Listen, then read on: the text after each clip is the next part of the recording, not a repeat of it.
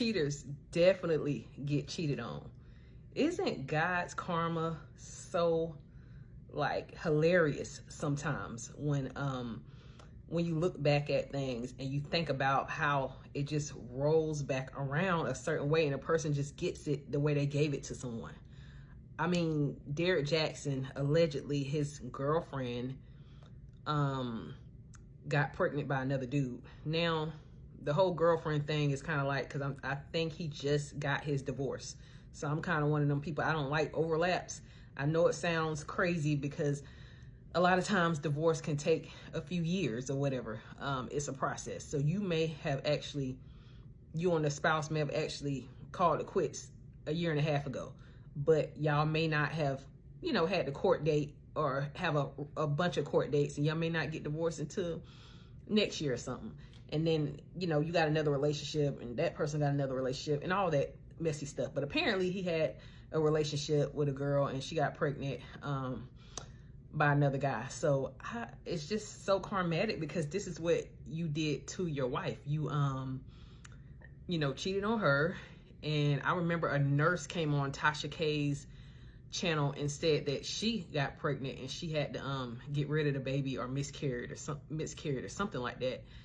But this guy is just such a covert narcissist. Like, he really makes the content. He really is a wordsmith. He makes videos like, his whole thing is like, you know, what he won't do, another man will. Or when he regrets losing you, he'll do this. He knows what women like. He knows what to say to women. And y'all, he's on TikTok and he got like almost 1 million followers. I'm like, who is following Derrick Jaxn and why? Like, I just feel like he is so manipulative. He don't, like, what he's saying, he's not living what he's saying. He's not living. He's saying it, but this is not what he's doing. You know, he's doing the opposite of what he's, you know, teaching. He doesn't practice what he preaches. So just the fact that he got karma, like, you know, cheaters do get cheated on, y'all. I mean, just the fact that he got that karma so he could understand, you know, that transfer of pain, that confusion, that stress and depression. I mean, that his wife she probably already went through the healing process, and Denia's probably good, you know what I'm saying? She probably already has healed, you know, because that healing process it's a process. You got to go through it, get your strength, get your power back, level up, and you know, she's good. But him, Black women, what are we doing following these guys and giving them all of this just attention? We are helping them, you know, spread narcissism. What are we doing? We already know this guy is, you know, he's no good. You know what I mean? He's a player, he's a liar, he's a narcissist. I mean, it's just so obvious. And it's just like, why? How can he go from YouTube and get on TikTok? He blows up on TikTok. Like, to me, he's average at best. At first, when I saw him sitting in a car and making those car videos on YouTube, like about 5, 6, 7 years ago, I was like, oh, okay, he's chocolatey, and you know, he's chocolate. He got, you know, muscles and stuff. He all right, but he was never like a 10. You know, he probably a 5 at best. And you know, I know I'm being a little, you know what I'm saying? I'm just saying he's getting older, and you know, he not all that. And it's like, what are we doing supporting this guy? Because this is how narcissist men thrive online. Y'all are supporting him. So in that sense, that gives him power, popularity, and even financial resources to spread his narcissism.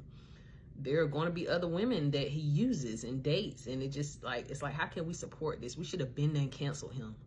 You know what I'm saying? He should have been done after, you know, after what he did to his wife.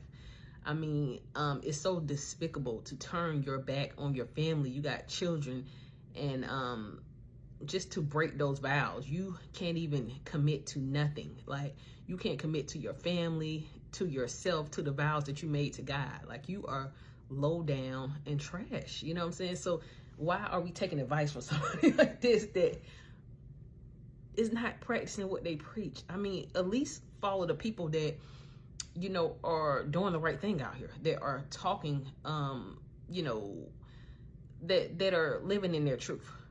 We know he don't live in his truth, so why, again, are we doing this? Why are we following him, liking him? You know, he's just we got to shut it down, y'all. This is just, it's been going on for too long with Derrick Jaxn and his wife. Hopefully God blesses her with a new spouse, a faithful spouse, you know, a spouse that is truly a man of God that can love her and her children. It will be his stepchildren, but at least, you know, it's better to try, you know what I'm saying, to try to keep an open mind, because you never know what God has for you, because these spouses think they can act up and fall into lust and sin, and they just, the vows, they just, you know, they just break them so easily, and they kind of act like us women don't get, like, we can't break the vows, like we can't go out here and get, you know, just to have our fun. It's kind of like, y'all men don't think that women get tempted, tested. You don't think other men want us. We just kind of ignore it because we know how to honor our vows. It seems to be better than men. We really turn down a lot of stuff, you know. I mean, you know, as a woman, I'm just saying, it's just like, that's too easy. It's too easy to go out here and get something.